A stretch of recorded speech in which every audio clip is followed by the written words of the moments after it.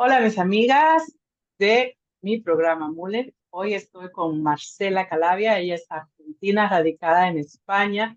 Es formada en filología, es traductora y además graduada en neuroeducación. Es una apasionada de los idiomas, señores, y las emociones también. Además, es coach lingüística y creadora de contenidos. Es consultora en programas de formación para las Naciones Unidas y como examinadora del Instituto Cervantes para los exámenes DELE. Es escritora y ella se define como transformadora de mundo a través de las palabras. Marcela, bienvenida. Gracias, Magda, gracias, un placer.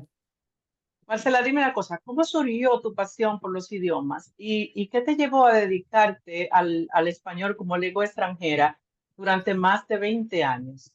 Bueno, desde muy pequeñita sentí la pasión por el francés, sobre todo. Sí, por el francés y bueno, en el secundario estudié francés y después de terminar el bachillerato comencé la facultad a estudiar filología y traducción. En el medio estudié italiano, estudié algo de alemán, algo de sueco. Algo de portugués, un poquitito, pero lo que más estudié italiano después del francés. Y me fui a vivir a Italia, por amor, emigré.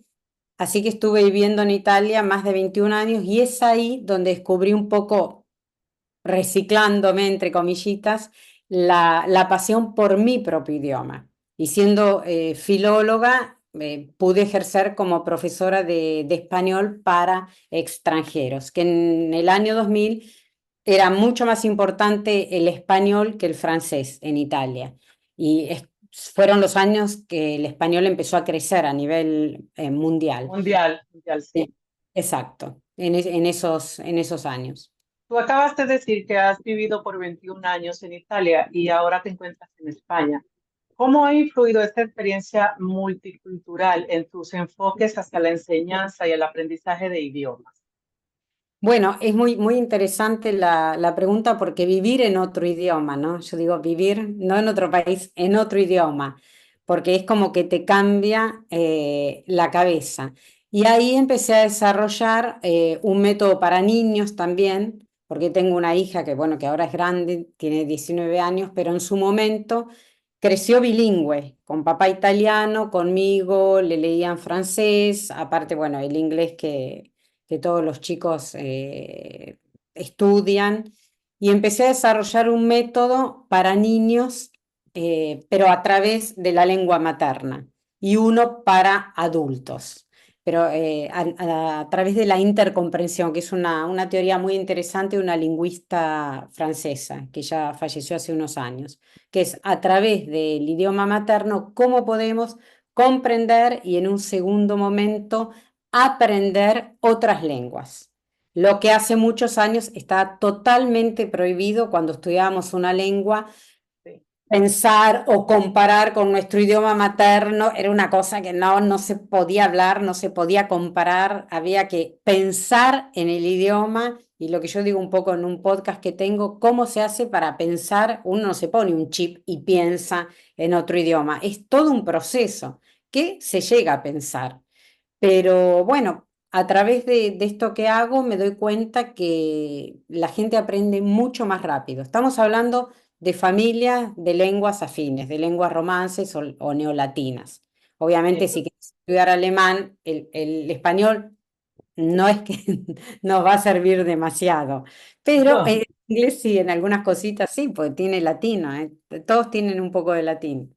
¿Cuál es el enfoque del proyecto Latin Lingua y cómo beneficia a los estudiantes de idioma? Mira, el enfoque del Latin Lingua es para niños de la edad más o menos de la escuela primaria.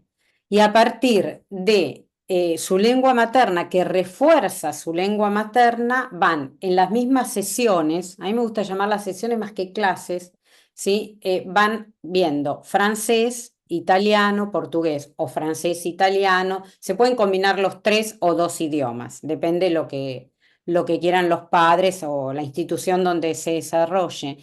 Y lo que es importante es que a partir, se comienza por el propio idioma.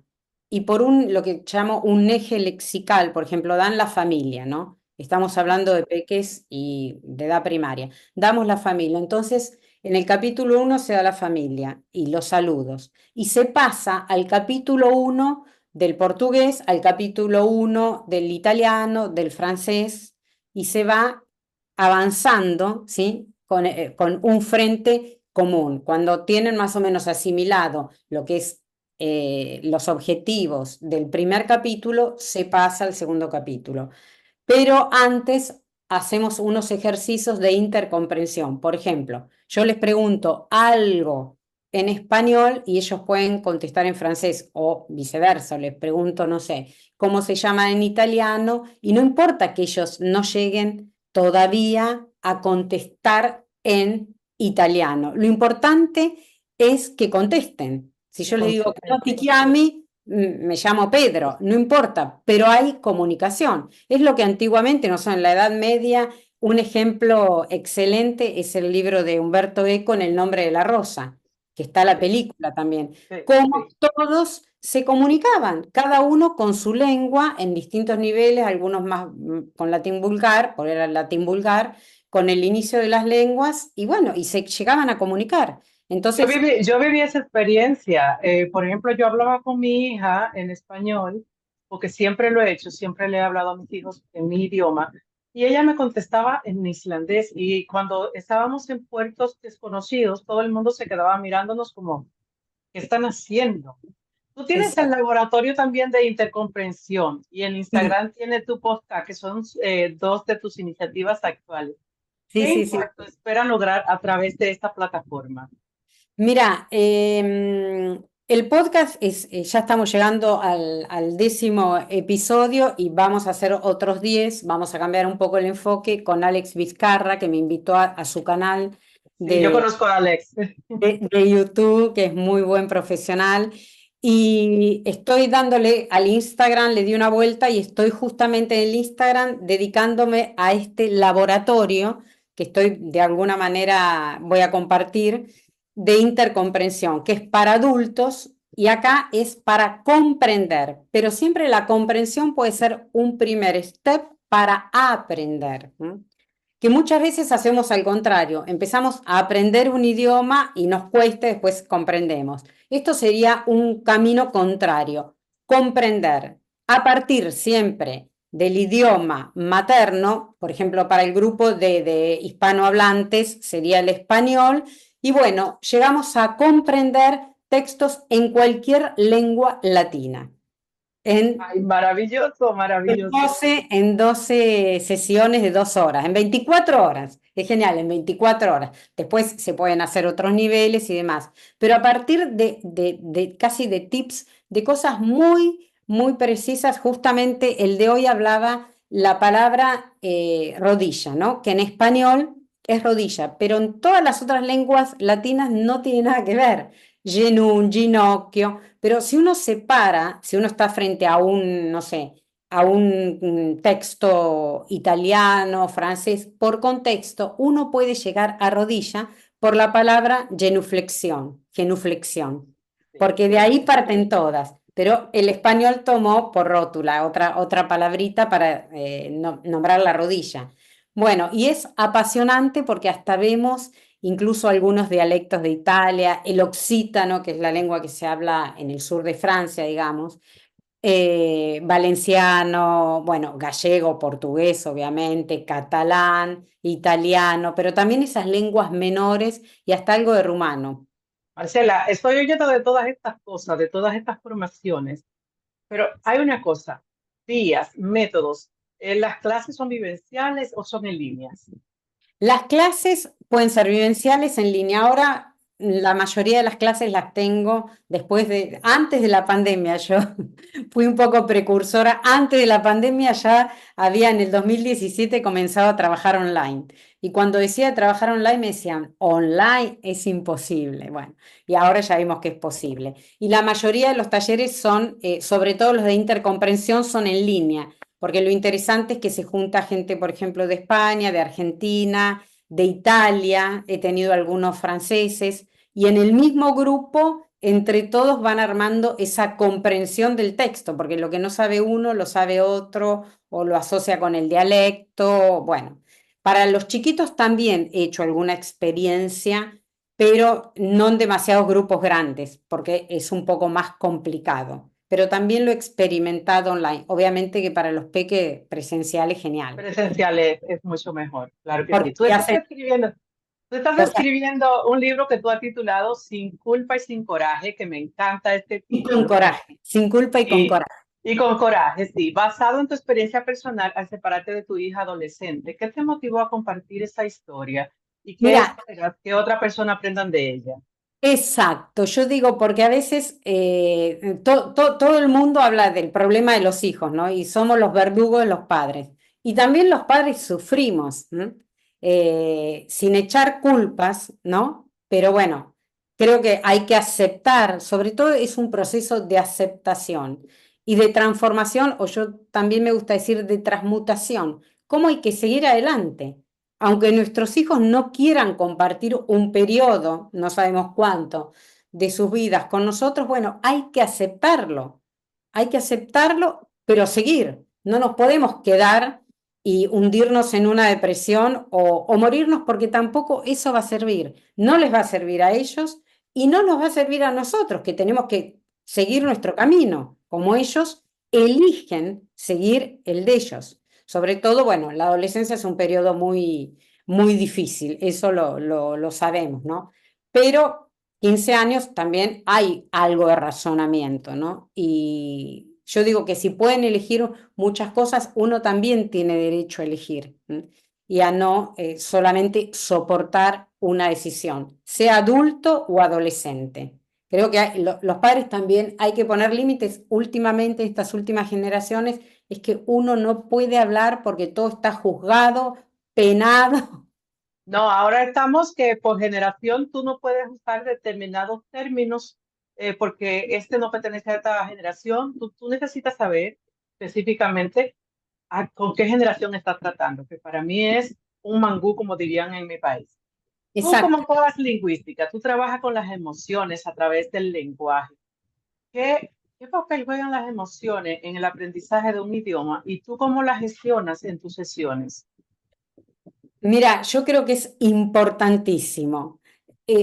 Por eso a mí me gusta decir que más que profe soy coach lingüística, porque es importantísimo para, sobre todo para los más jóvenes, ¿no? Los adultos también, pero esa edad que incluso universitarios que necesitan el apoyo emocional.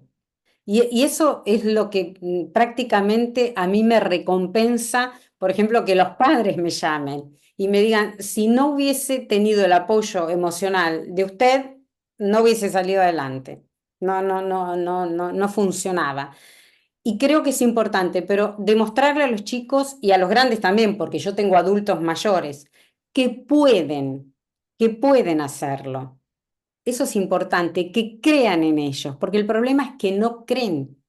O ya parten que no, yo soy negada para los idiomas, no, ya los padres que ponen las etiquetas, a mi hijo no se le da bien porque a mí nunca se me dio bien. Y no tiene nada que ver. Y no es que a uno se da bien, no se le da o se le da mal.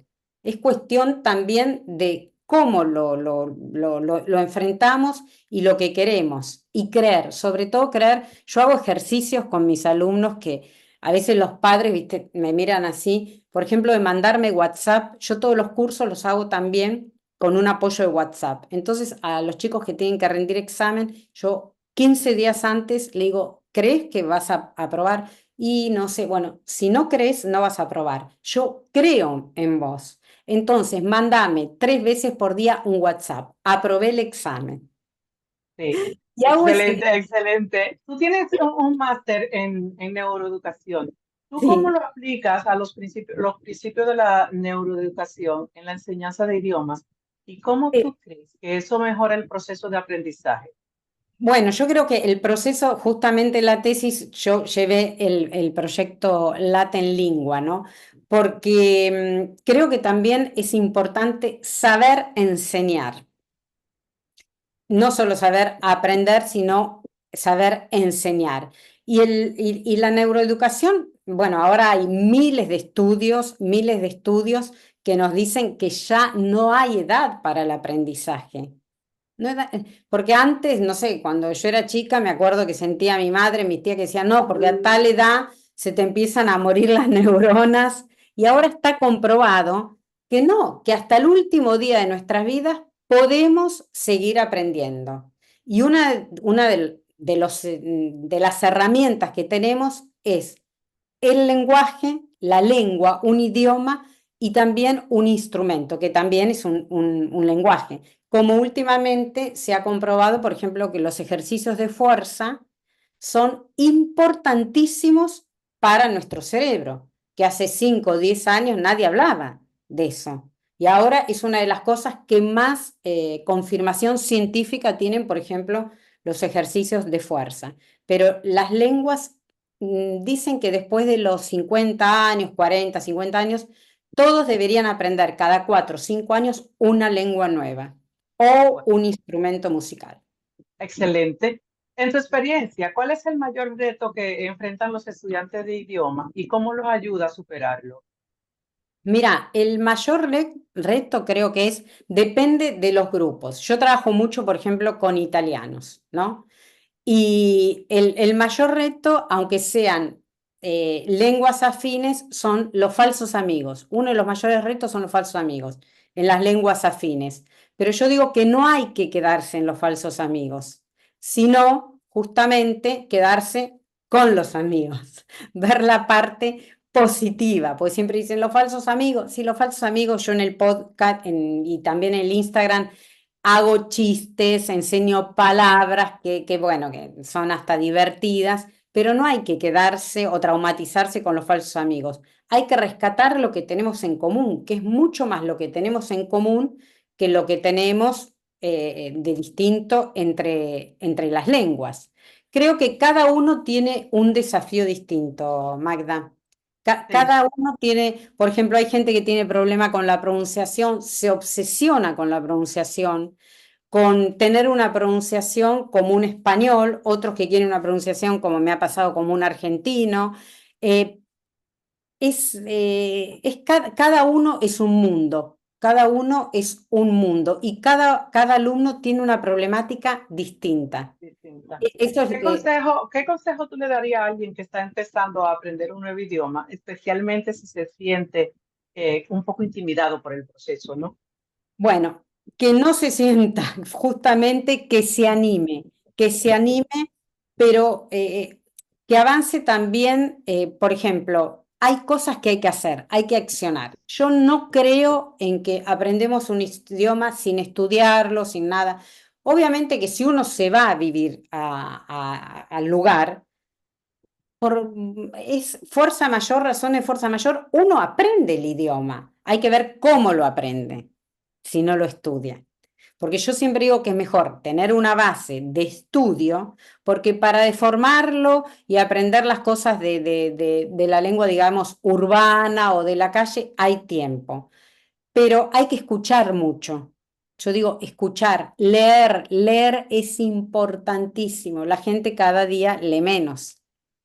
Sí, Y es generacional, pero tampoco la gente mayor también se está alejando de la lectura.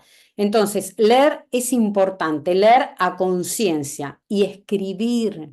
Esa es menos también. La gente no escribe, la gente con el móvil o con el teclado. Escribir con una con un boli, con una lapicera, con un lápiz, escribir, escribir. Y si leemos, para mí lo mejor es señalar, por ejemplo, si estamos leyendo algo, señalar con un lápiz, con un boli, con lo que quieras, en el libro o donde estemos escribiendo, por ejemplo, me voy a señalar los verbos, voy a ver qué preposición acompaña a los verbos. Pero lo más importante yo creo que es creer que vas a poder. Porque si empezamos a decir, no, yo no puedo, no, yo soy malo, no, nunca voy a poder, es que no vas a poder. Creer que vas a poder. Y yo no, me, yo, no compararte, no no. compararte. Bueno, yo te iba a hacer esa pregunta, pero ya tú lo hiciste ahí, que cuáles eran los puntos claves, si tú los Sí. estás dando para aprender un idioma. Pero ahora, ¿cómo tú imaginas el futuro de los idiomas en un mundo cada vez más digital y globalizado como el que estamos viviendo en este momento? Exacto. Es excelente la pregunta, porque el otro día me decían, porque bueno, yo trabajo como traductora, ¿no? Y aunque tengas inteligencia artificial, todo lo que quieras, por el momento, porque no sabemos cómo va a evolucionar, por el momento se necesita el traductor que es corrector más que nada, porque ahora yo no creo que nadie se pone a traducir palabra por palabra. Cargas un texto, te lo da los traductores, pero ya hace mucho tiempo, no de la inteligencia artificial, programas de traducción, pero después hay que pulirlo, hay que reverlo, hay que buscar el contexto, las famosas colocaciones. Las colocaciones son esas palabritas que pueden ir con otras palabras y que aunque vos entiendas el sentido, no es la palabra No justa. es la palabra correcta. Exacto, entonces eso lo da el ser humano. Y otra cosa que es importante, que yo siempre digo, bueno, la inteligencia artificial, ¿para qué vamos a hablar otro idioma? Nos ponemos el último dispositivo, creo que es de Samsung, que traduce simultáneamente, te llama por teléfono y bueno, todas esas cosas. Yo digo, nos olvidamos de alguien importante, nuestro cerebro. Sí. Y Nuestro el cerebro. toque, ese toque personal que se conoce que es tu texto, que lo ha puesto todo en ese momento, que todo lo Exacto. tiene. Y el cerebro, ejercitar el cerebro, porque con ese criterio no caminamos. Total, nos puede llevar una silla de ruedas, aunque Y el ejemplo tú parece dramático, mencionabas pero es así. que sí, que tú mencionabas antes eso de escribir. ¿Sabes qué me pasó? Porque los otros días de pronto voy escribiendo y cuando tomo nota digo, wow, mis letras las tenía olvidadas, porque me paso el tiempo escribiendo en la computadora. Y entonces no estamos escribiendo con la mano, en el viejo método, no nos ejercitamos. Exacto. Y es importantísimo, pero lo dicen los neurocientíficos, no lo digo yo, escribir a mano, porque el mensaje pasa de otra manera y se retiene de otra manera.